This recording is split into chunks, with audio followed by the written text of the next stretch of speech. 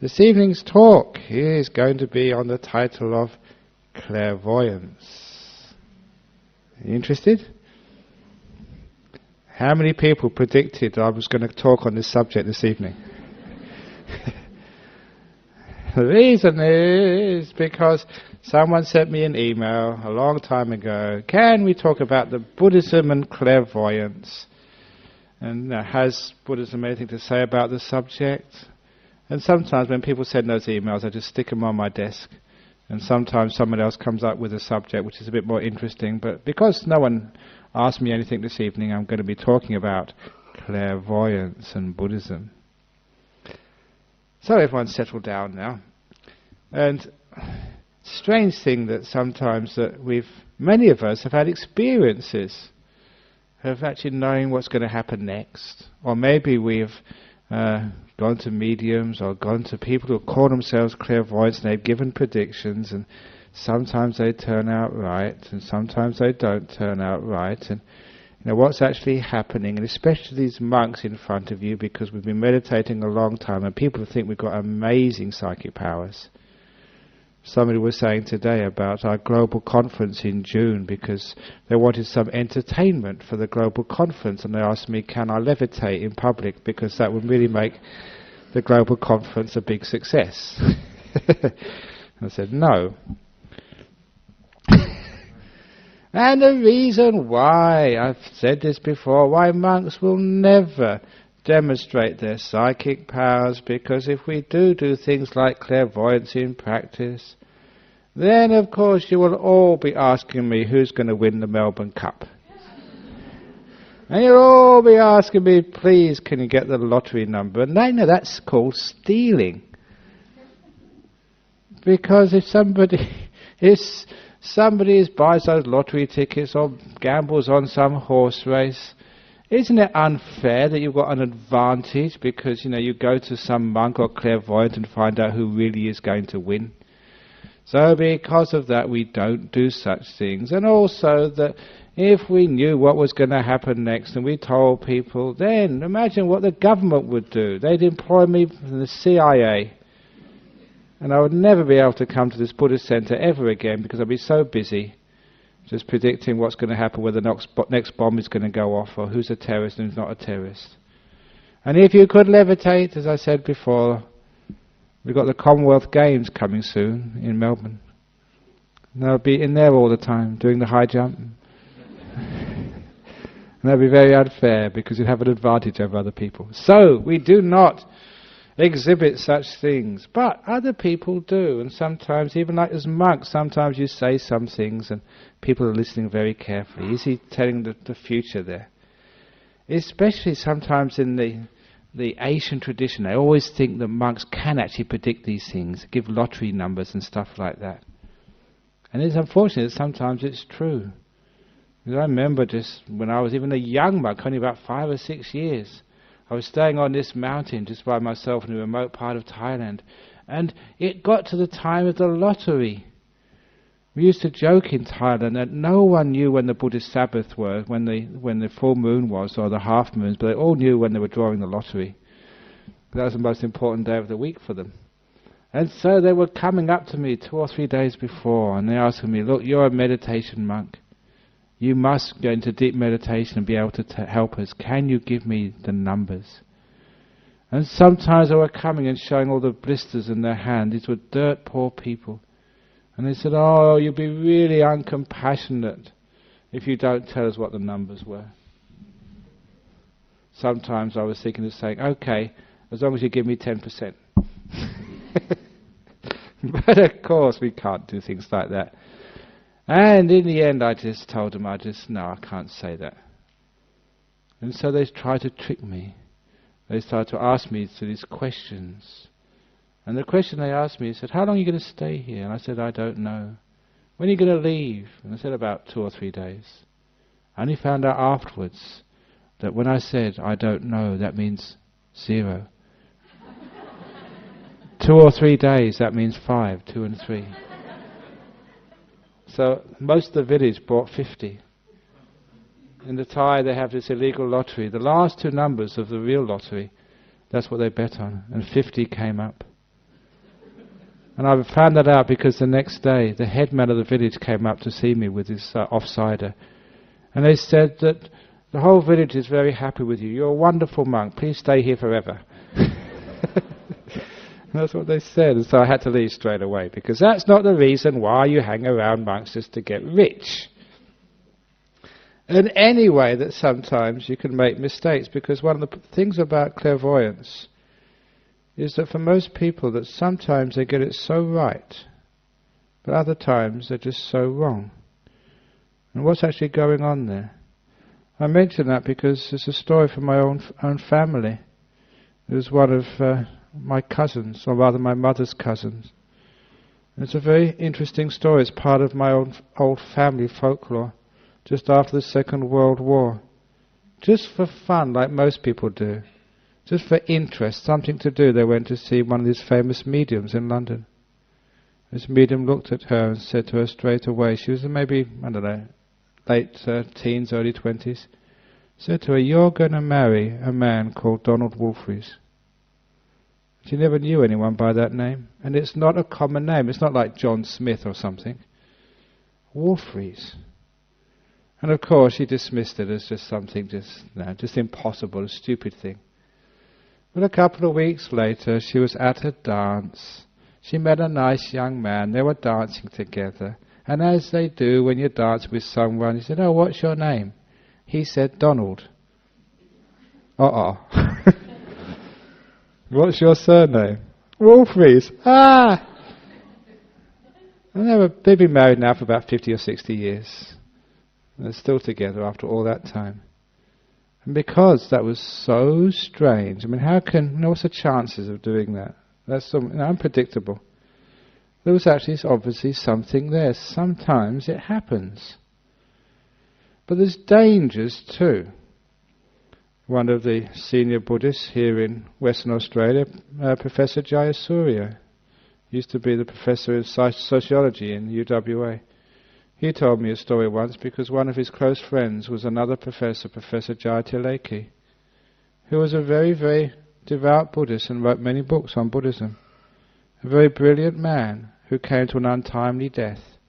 The reason he came to an untimely death because as a student he too went to one of these clairvoyants, I think in the south of India or the north of Sri Lanka, I can't remember which. And again, that clairvoyant told this young student, "You are going to marry a girl by a certain name."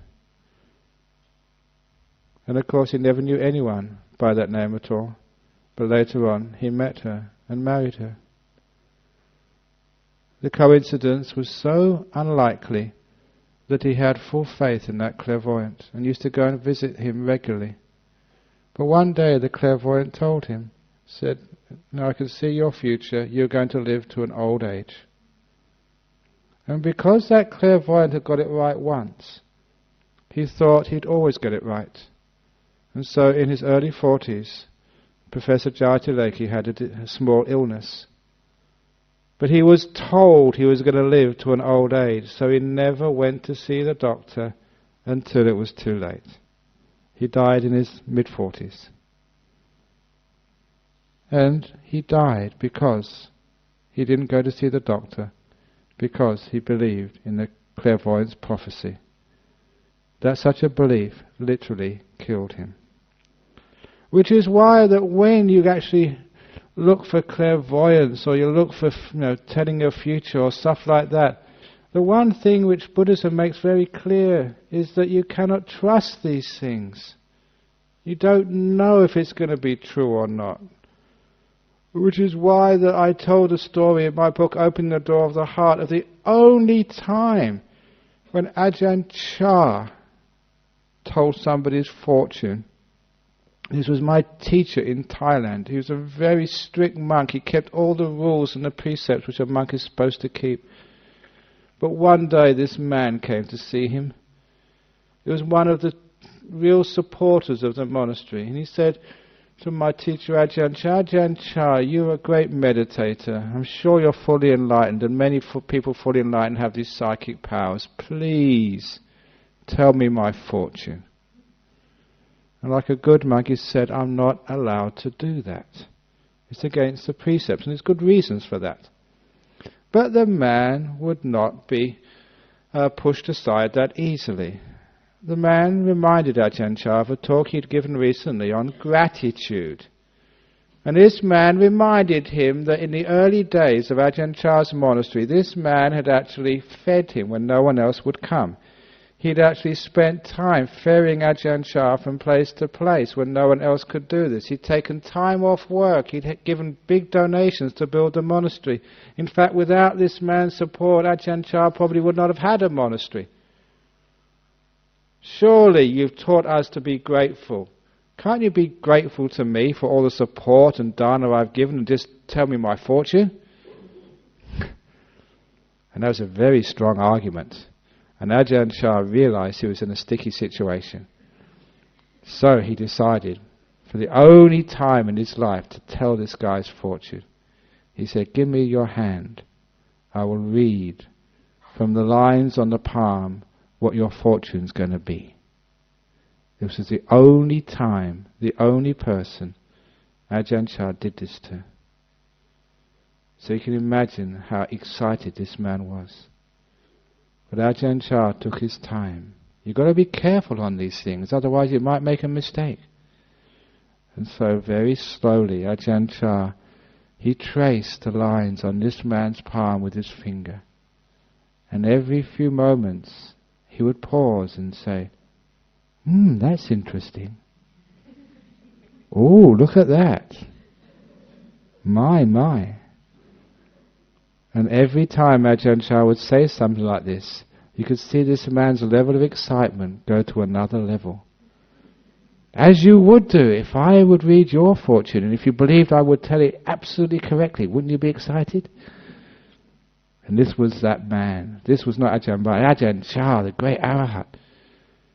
And so when Ajahn Chah finished, this man couldn't wait to find out what his future would be, what his fortune would be. Because he knew that Ajahn Chah, he would never tell a lie. And he was so wise and so powerful that whatever he said must be true. And what Ajahn Chah said actually did turn out to be right. He predicted this man's fortune perfectly. It was amazing. Because when Ajahn Chah said, "I know what your future is going to be," the man said, "Yes, please tell me." Ajahn Chah said, "Your future, sir, is uncertain." And he wasn't wrong.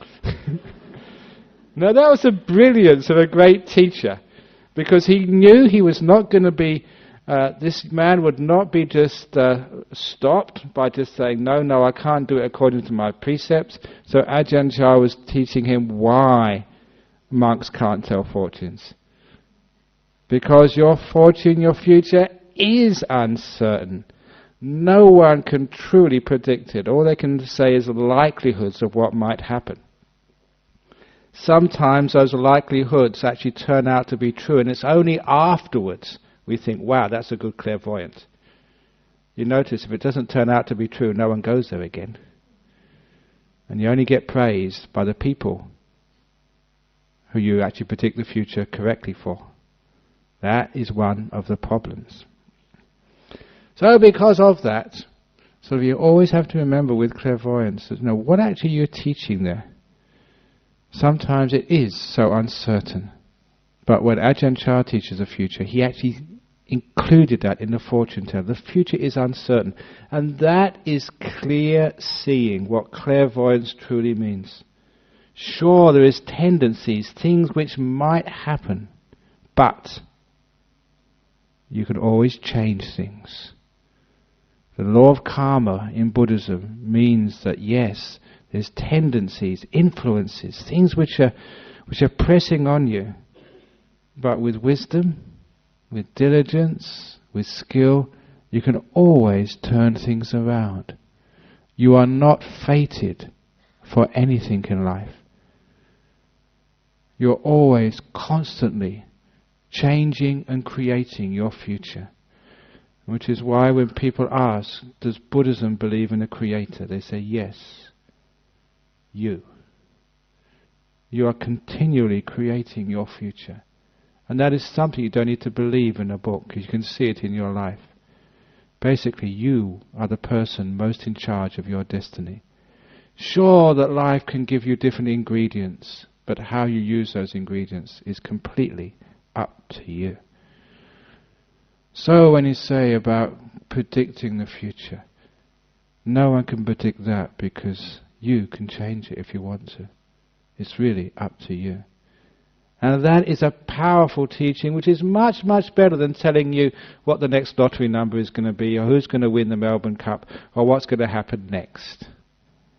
Because if you did predict that future, not only would it be inaccurate and be deceiving people, but number two, it would be taking away the most important part of life. It's like giving a person the answer to the exams at school. That stops the point of why we have examinations in school, why we have tests. Because these are there not just to pass, but this is there to learn. The school is not actually to get the degree at the end. The school is there to learn, to get information, to know, to find out. That's what we have universities and schools for. That's what we have life for. So it takes away the meaning of life. If we could predict what's going to happen. So because of that, the future is uncertain, and anybody who has some idea what's going to happen would never actually let you know. Because sometimes you do get it wrong. Another story which comes up, one of the fellow monks who, was the same year as me when we joined the monkhood, where we're at Ajahn Chah's Thai monastery. He, a couple of times, he had some psychic ability. Because he told me that once, he had this recurring dream. He was from the US. His father was in the American Army, a colonel or something. He was from a very wealthy family. They lived in Pasadena in a big house with swimming pool, a guest house, everything. And he told me that, because he was very close to me, we sat next to each other in the line for many years.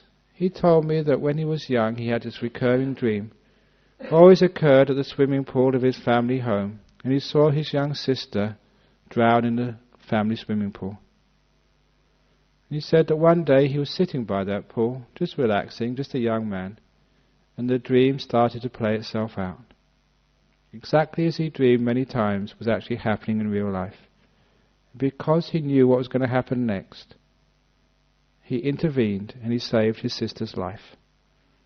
He said it was only because of the dream, because he'd had it play to himself and he remembered it many, many times. Only that actually saved his sister's life. He said he had another dream many years later when he was actually in New Zealand, just travelling and working. He said at that time he was in a house of other young people. And like many young people of that age, they were smoking illegal substances. And he had a dream that the New Zealand police raided the house and caught him. He had that dream many times, but this time, because of his stupidity, he never took any action. And it happened. And he got deported. But those two instances thought that these dreams which he had would have to be true. And so when he was a monk in Thailand, this was the time of the Vietnam War.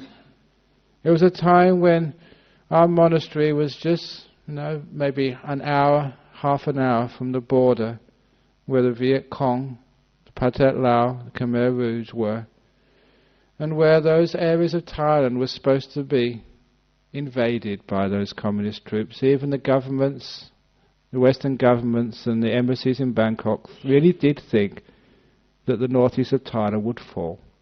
There were emergency evacuation plans. We were told of them and told when they come, this is what you should do. So it was really a serious threat.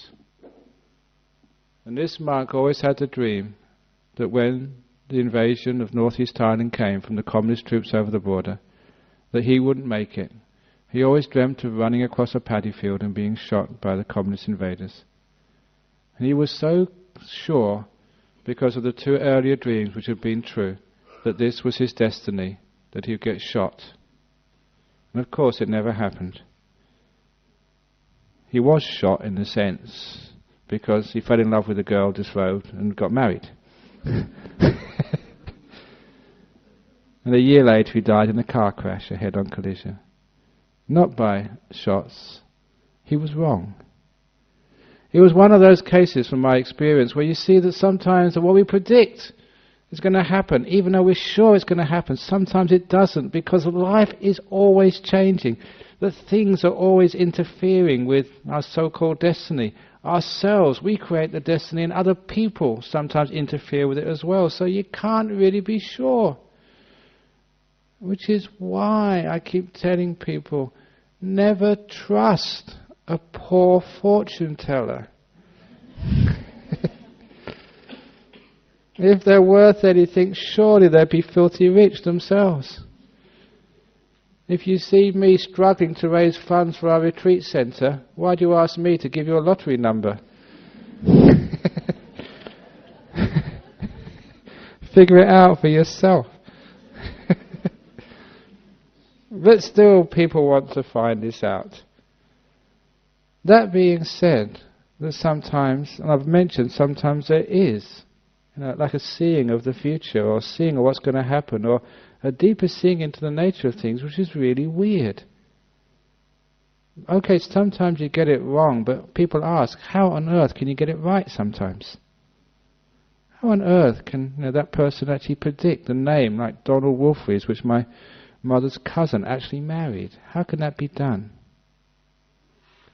And this is actually where the Buddhist practice of meditation really does actually come up to explain these things. Because we all know that in Buddhism, we make a huge thing about this thing we call the mind. And Buddhism always says 6 senses, not just the 5 of seeing, hearing, smelling, touching, always 6. As I've joked before, that is not an Eastern invention. That was part of the Western heritage, because Socrates, Plato, Aristotle, especially Aristotle, always talked about 6 senses, the mind as well. Somehow we lost that 6th sense. My joke is that somewhere in the history of Western civilization we lost our mind. We only had 5 senses left. And actually Aristotle, it's interesting, he actually called that mind, he called it the common sense, because it's common to all the other 5 senses. So my second joke is we also lost our common sense. We lost our mind. We lost the spiritual heart of things. And because we never actually even thought that the mind existed, we never really cultivated it at all, that's why that we don't have any sort of abilities in that area at all in Western world.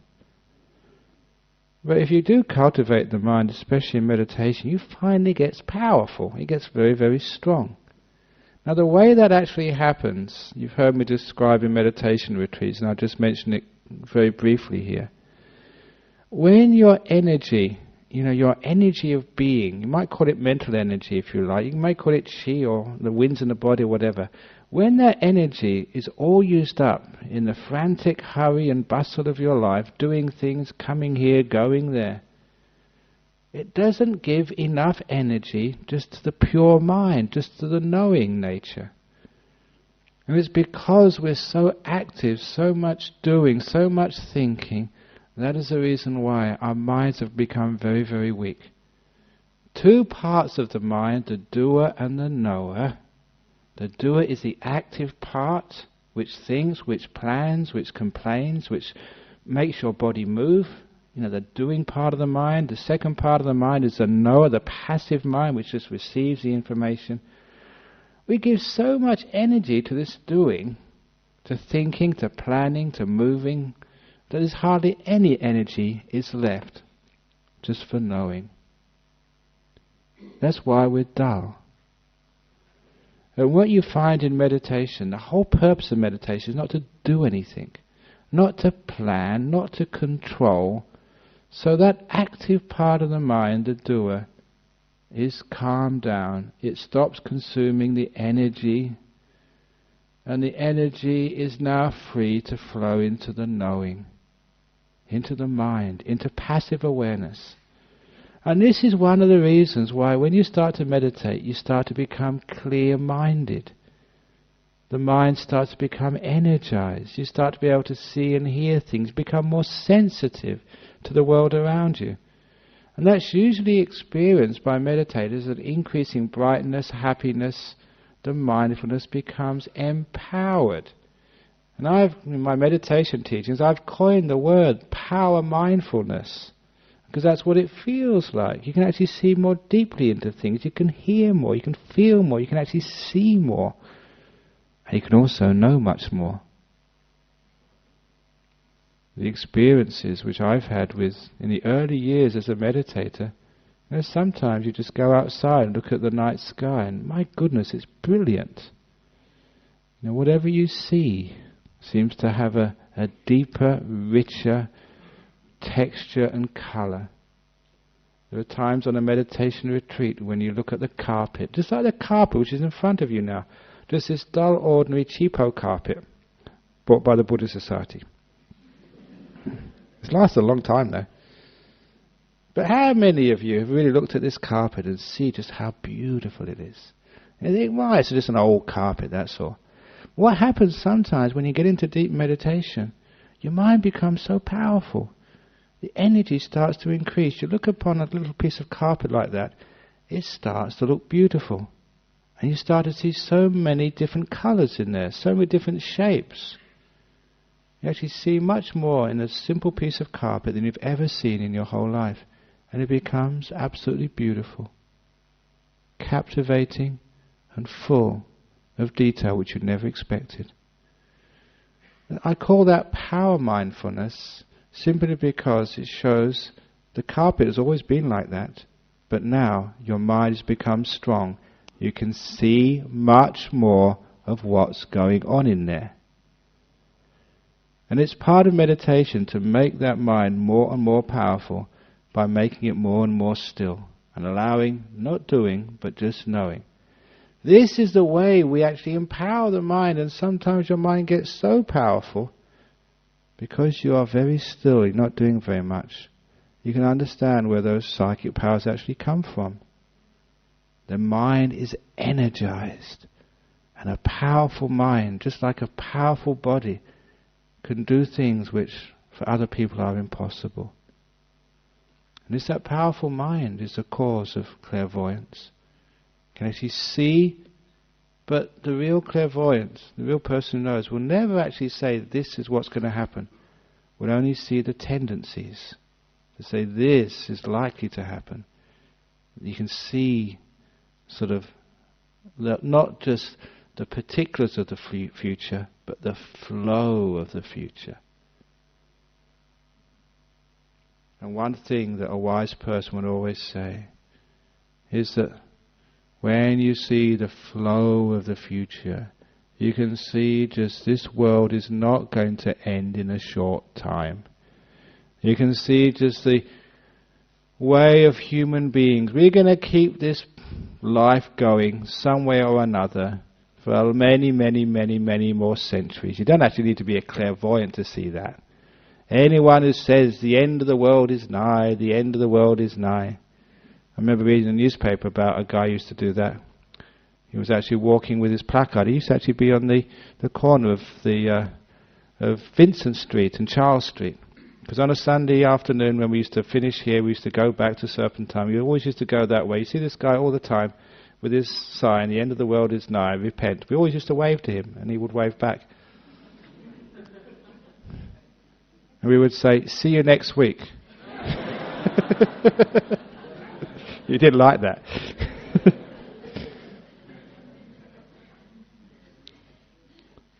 But in the end he was right.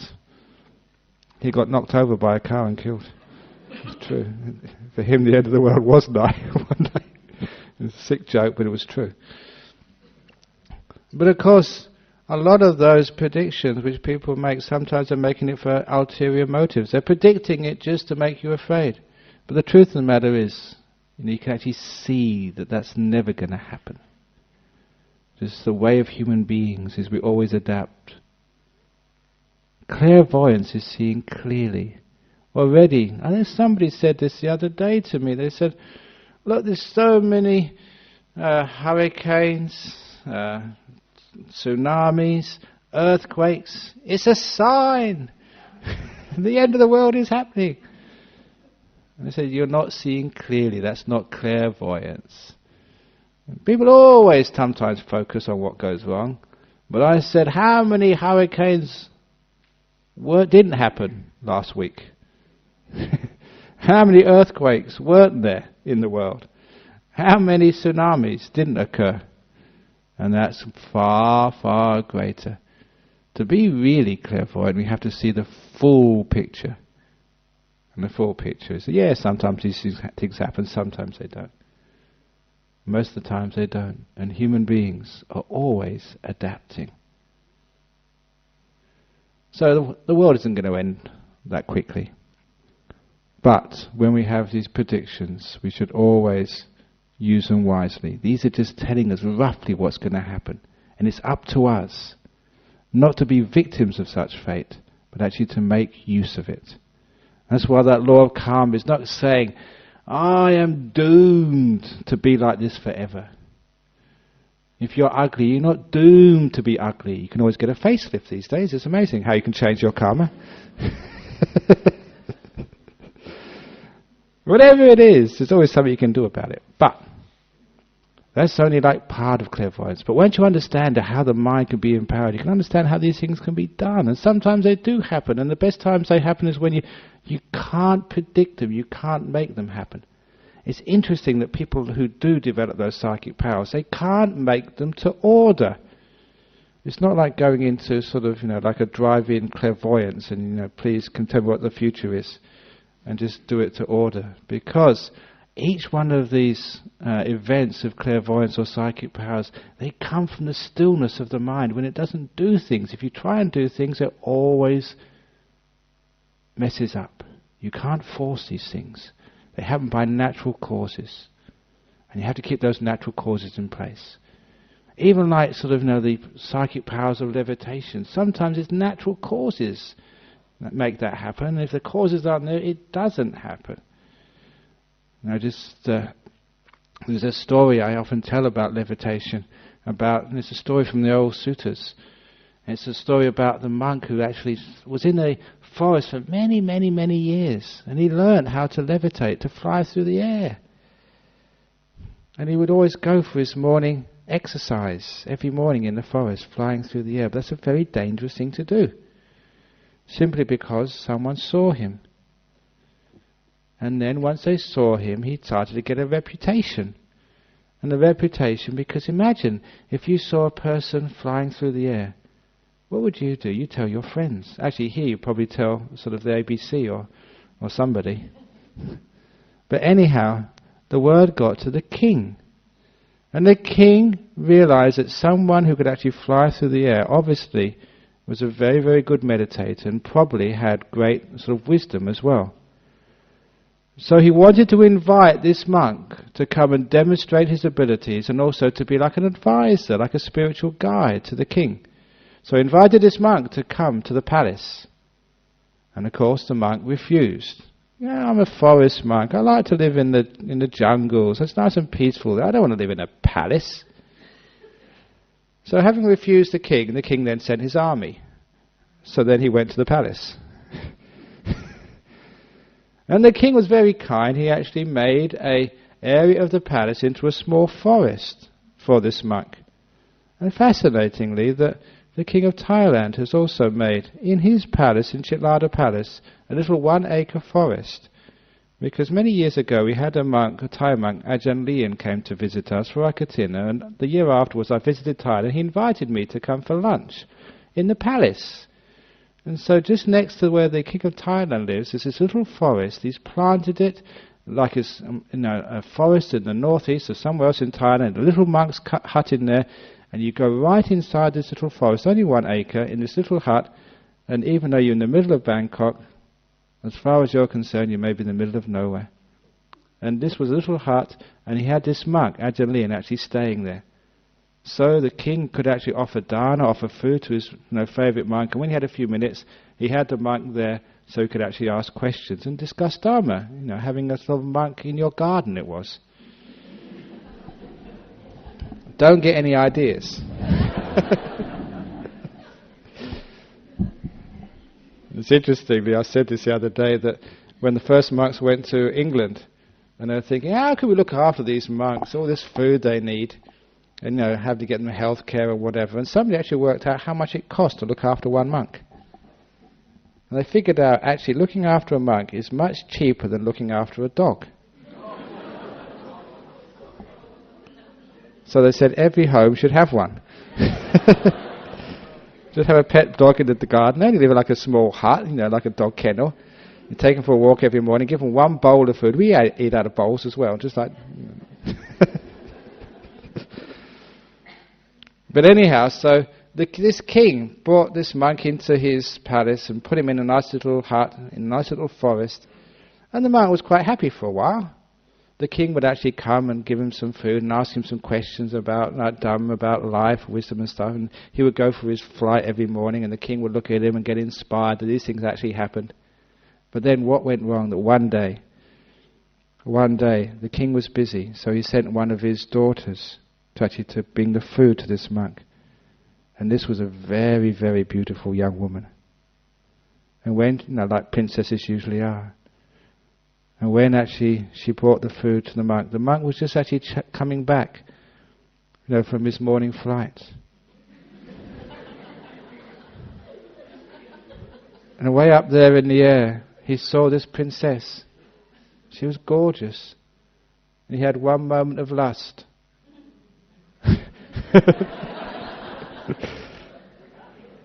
And now you know what a crash landing is. He lost his abilities right there and then. And he came crashing to the ground. And he realized that the dangers, how sensitive it is actually to keep those clairvoyant powers. They come from causes, the purity of the mind, and deep meditation and simplicity. And he realized that you can't actually do that in the great cities. So he had to walk back to his forest. And according to the story, it took him about 3 years to get those abilities back. That's how sensitive, real clairvoyance and real powers truly are. You have to have a very, very pure mind. That's actually quite good in a sense, because it's like a safety mechanism. If anybody abuses those powers, like uses clairvoyance for personal gain, or to become some big shot, look at me. If they have that degree of ego and desire, then you lose all those powers. And there has been, some saintly figures, even current ones, who are reputed to have all these clairvoyant powers or psychic powers. They can do things which amaze people, and sometimes people have checked them out and it looks really real. Have you ever noticed that sometimes they have these powers when they're young, but they tend to lose them later on in their life? And the reason is because sometimes they forget the purity of their lifestyle, the purity of their intentions, and because they get caught up in worldly things, they lose it. That's what happens sometimes. So the real clairvoyance, people who really do have such powers, they come because of the causes of a very peaceful mind, a simple lifestyle, very, very pure-hearted, selfless, giving. Those sorts of people have a very strong mind and get into deep meditation. They can get those powers, but they will not use them for personal gain. Sometimes they wouldn't even use them at all. They would hide them, because for the sake of simplicity, for the sake of teaching Dhamma, because that's what they really want to give people. Okay, so you can fly through the air. So what? Big deal. What's the point of that? Now, if monks actually did that, they'd just be circus stars, that's all. Just freaks, strange things.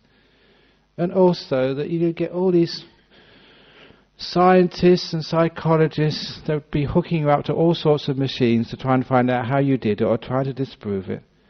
And you never have a moment's peace. And it's not the point of life to be able to do such things. Another point of life is actually wisdom, peace, compassion. Sometimes it's inspiring to actually know such things exist, but there's some things which are more and more important in life. Know that peace exists, know that happiness exists, know that wisdom exists. So when the Buddha was actually predicting things, he would actually predict things that were more like according to cause and effect, saying, look, if you develop kindness and compassion in your life, then you'll be rich. Not rich with lots of money, but rich with lots of happiness.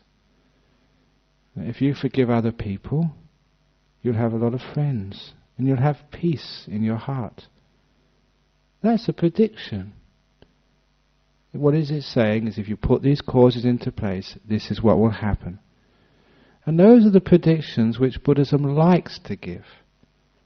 If you are generous, you'll have lots of happiness. The times I've been generous, I always remember the donations, the kindness which I've given in my life as a monk, and especially before I was a monk.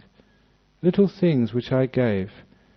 One of the greatest gifts which I gave, monetary gifts, was when as a student, a poor student, I went to a talk by a Tibetan nun. And she didn't give a great talk on theoretical Buddhism. All she did was tell us about the orphanage she was running somewhere in the north of India. And I thought, what a kind lady that was. And so the following morning I was so inspired, I went to my bank and I drew out £10. This was in 1969 or 1970. You may not think that is much, but for me that was 2 weeks' food money. I went hungry because of that donation. It hurt me, physically. But that was one of the greatest donations I've ever made. I never regret that, because that gives me so much happiness to know what I did.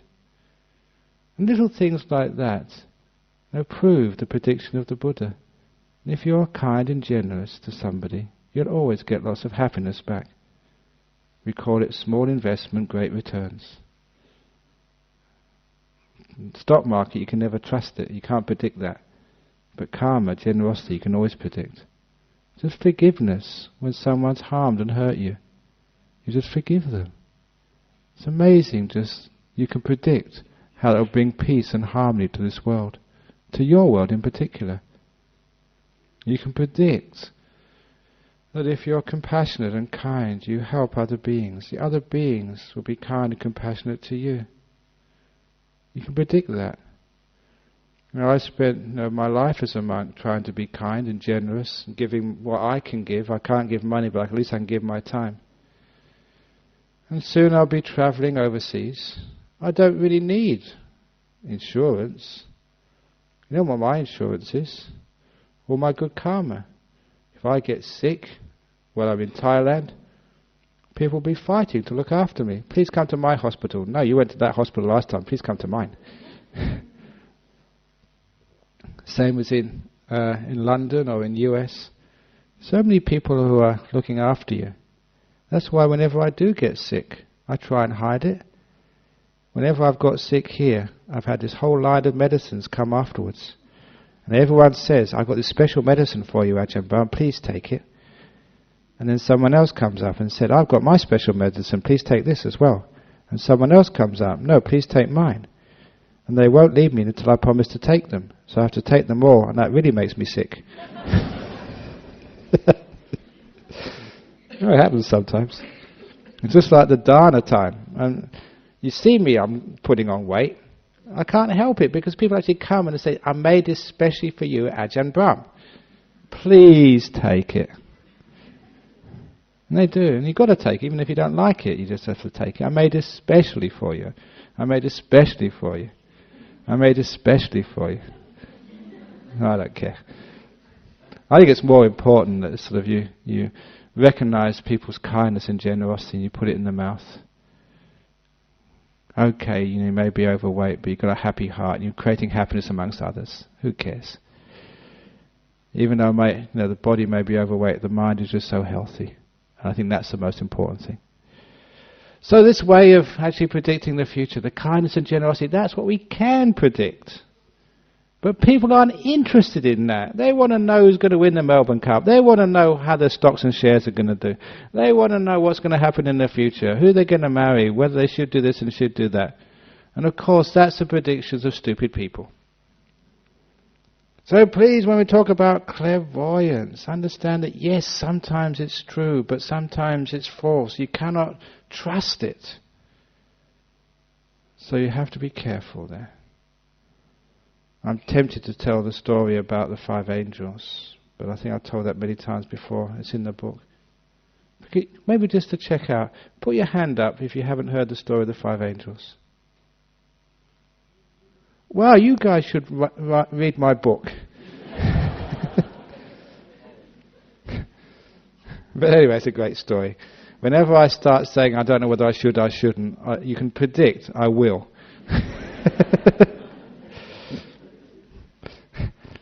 Because this is a great story about what happens, about predictions, because this is about prophetic dreams.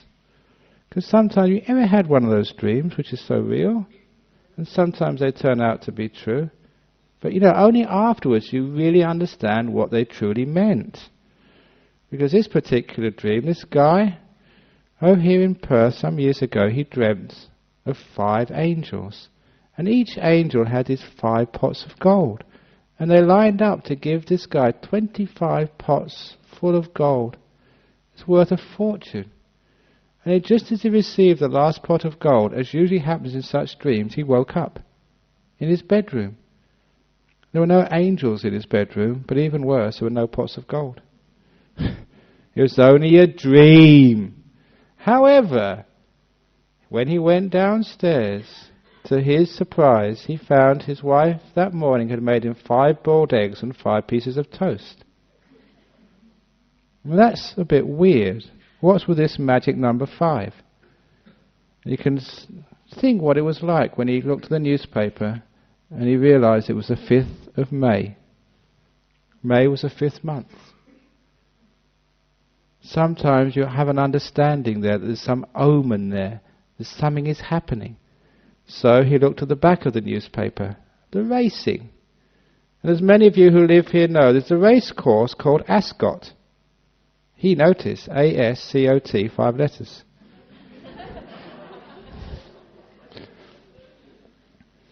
So he looked straight away at race number 5. And you can imagine his surprise when horse number 5 was called 5 angels. Now you can't get sort of more of a coincidence than that. So, he took the afternoon off work. He never told his wife. He drew $5,000 out of the bank to keep the lucky number 5. Went to the racetrack. He chose the 5th bookmaker in line to keep the lucky number 5. $5,000 to win horse number 5, race number 5, 5 angels. Because when you had such coincidence, it can't be wrong. The lucky number 5 couldn't be wrong. And it wasn't wrong. His horse came in 5th.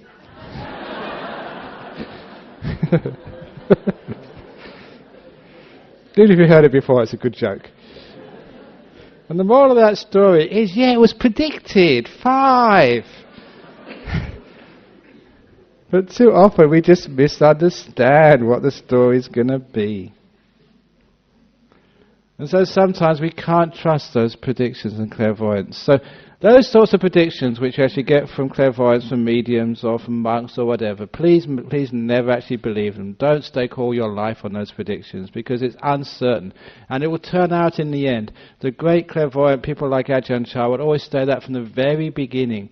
Life is uncertain. The future is uncertain. You cannot predict it. So stop planning and worrying all of these things. It's a great clairvoyance to know the future is uncertain because you don't know what's going to happen. Isn't that wonderful? It means you have nothing to worry about. On Monday, I start a trip overseas. I don't know how many flights I have to take. Maybe 20 or 30. So the probability of having some sort of accident for me is actually quite high. I might get a terrorist attack and get blown up at 30,000 feet.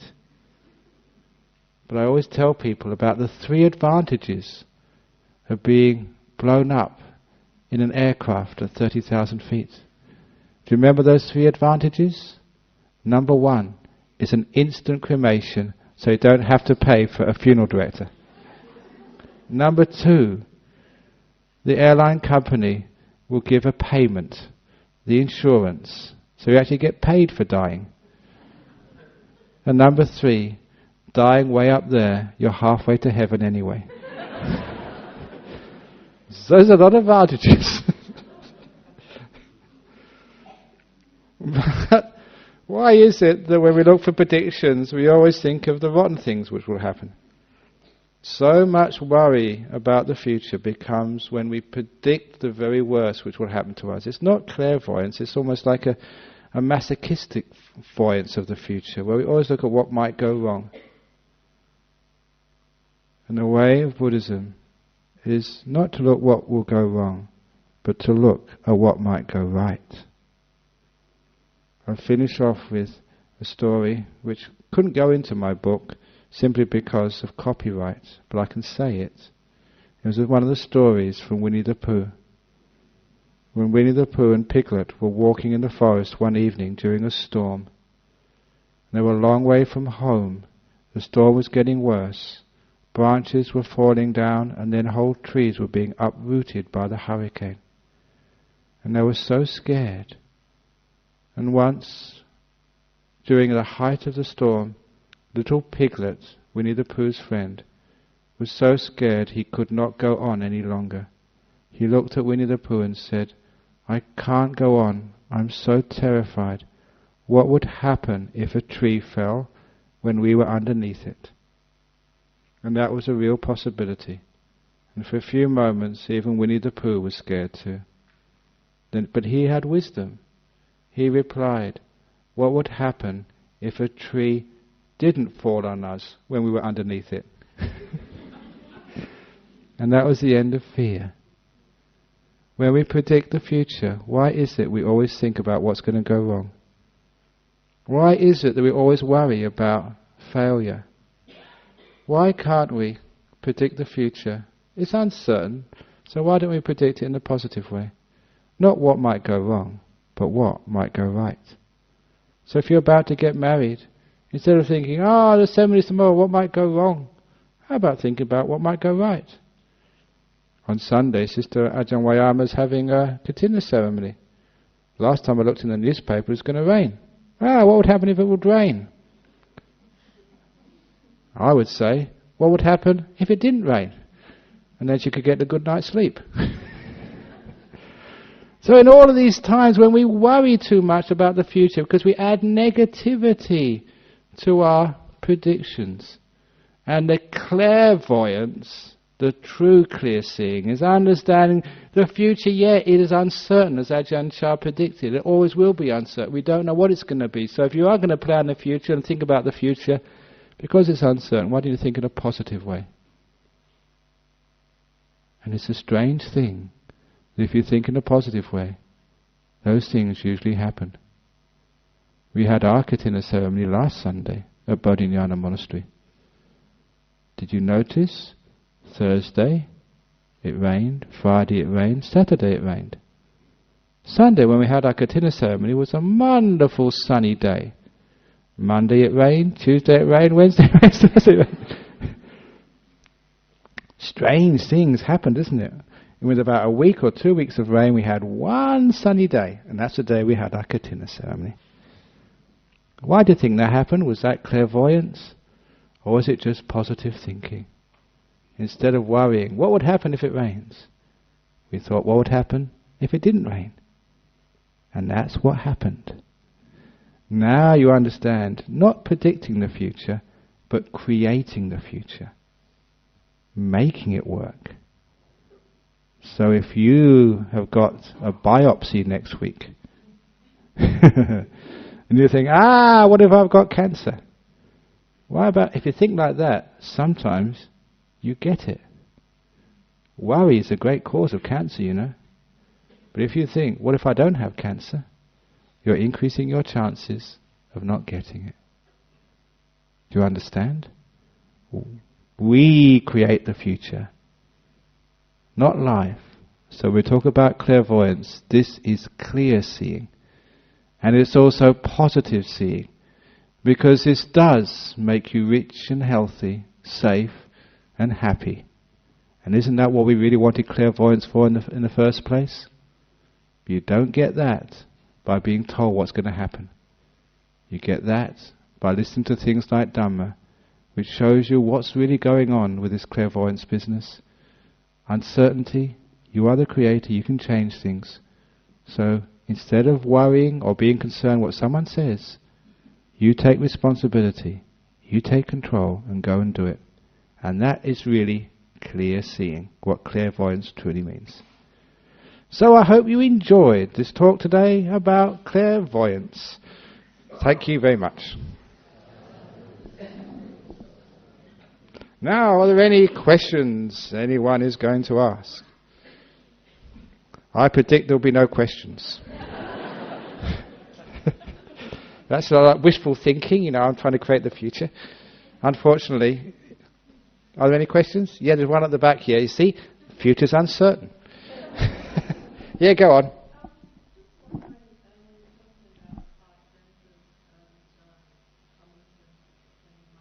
Yeah.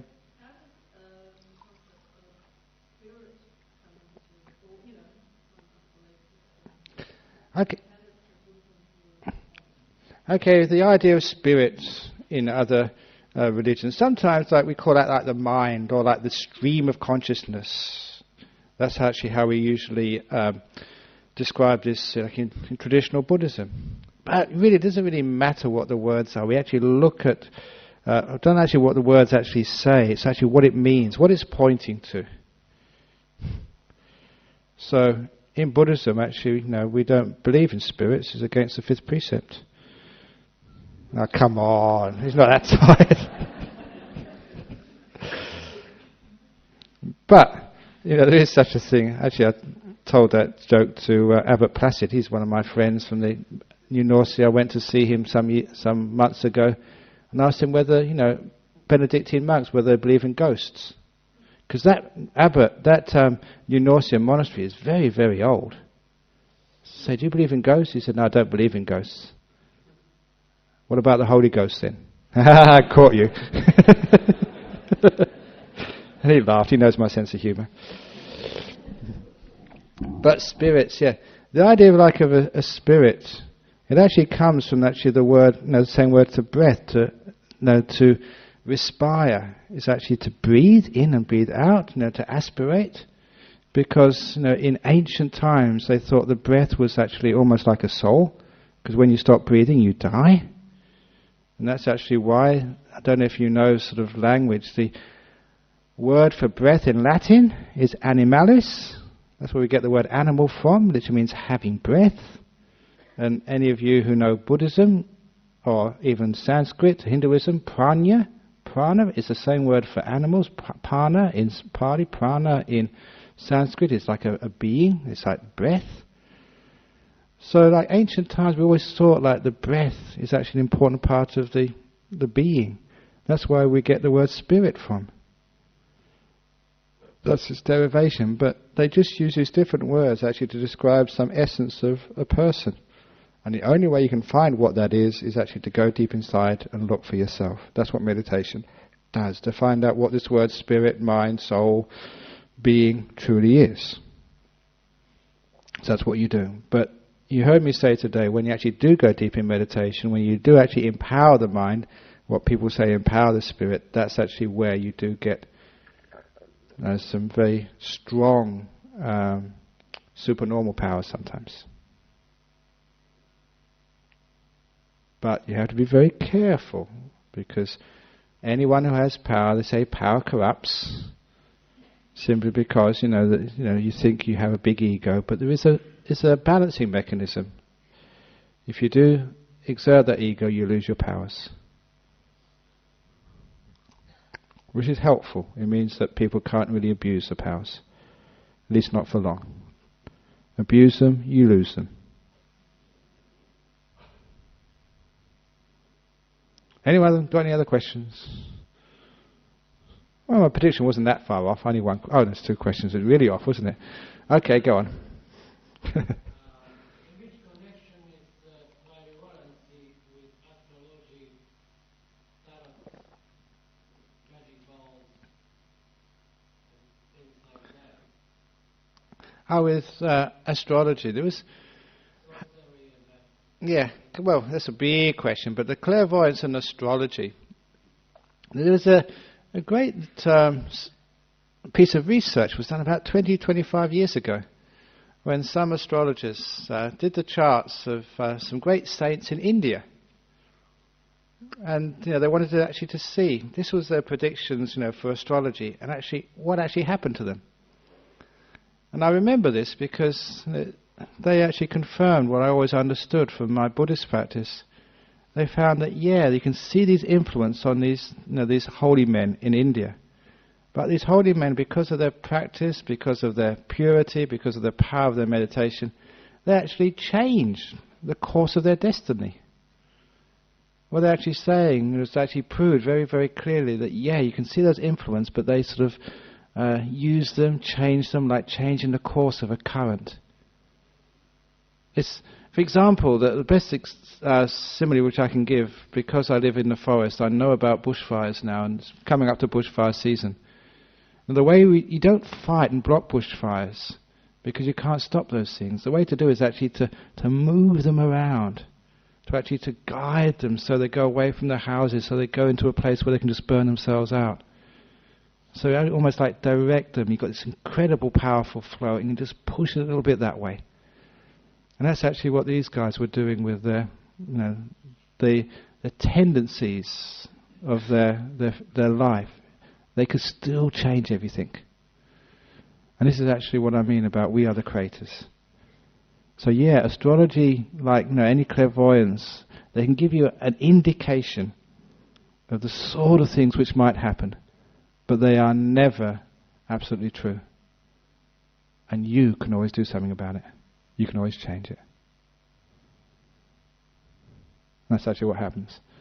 And the crystal ball things, it's actually, if you meditate, it's very easy to understand what's going on there, simply because those people who get into deep meditation, when you get into things like nimittas, all you're really doing is actually using that ball as a focus of your meditation, to allow the five senses to actually disappear, to stop all the thinking, and actually get access to your mind.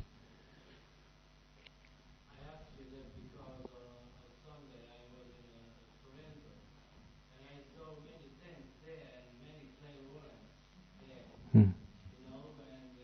Most of them were doing astrology and tarots and crystal balls and something like that, which actually was disgusting for me. Okay. The other side, people wasn't interested to it at all. That's why I asked you, because you were talking tonight.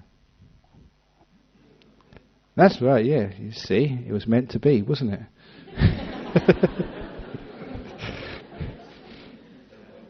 But no, so some of these things, I remember reading a little story once in a magazine about this fellow, and he used to go around to school fates, reading people's fortunes, and he said actually that he was a con.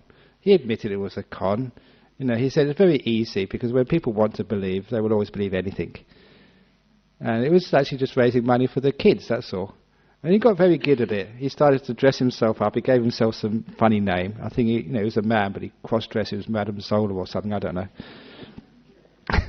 And he'd always say, before they come in, he'd peer through the tent, have a quick look at them, who they were, and he'd get lots of information. He said he'd learned the tricks of the trade. He was very, very good.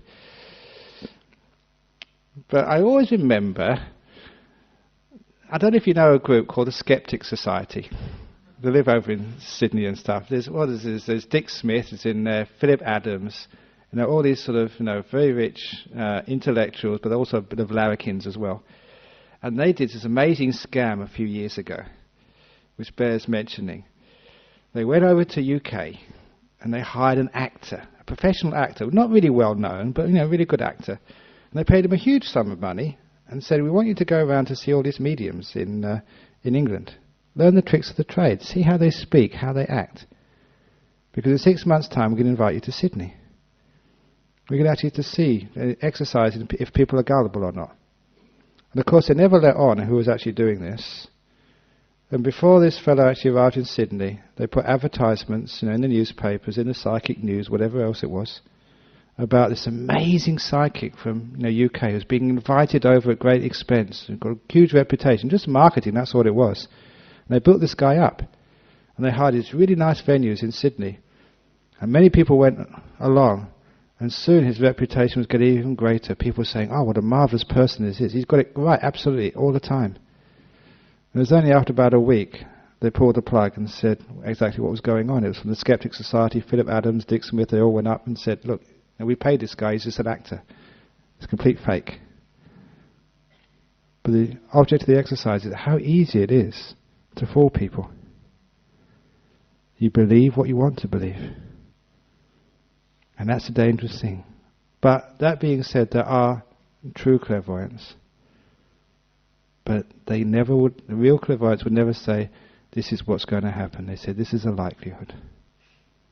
That's why you cannot trust them to predict the winner of the Melbourne Cup.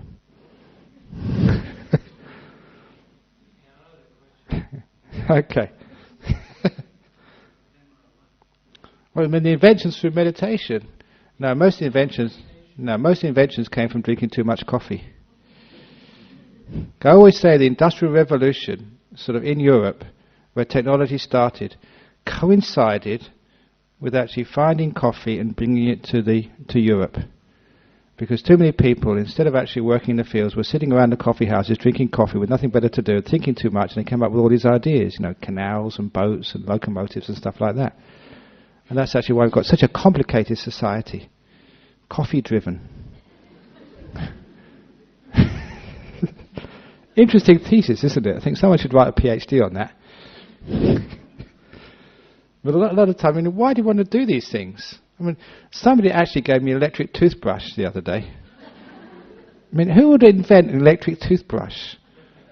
I already mentioned I'm overweight. I need at least a bit of exercise. That's really... That really is a side of sort of too much coffee and thinking what to do next. So if you don't think too much, life is peaceful. And most of these things you don't really need. And that's when life becomes nice and easy. If you keep thinking, there's no end of things you can think about and want. When the mind becomes calm and peaceful, simplicity becomes possible. Try it. Too much thinking creates too many problems. And sometimes because of too much caffeine, people think there's overmuch.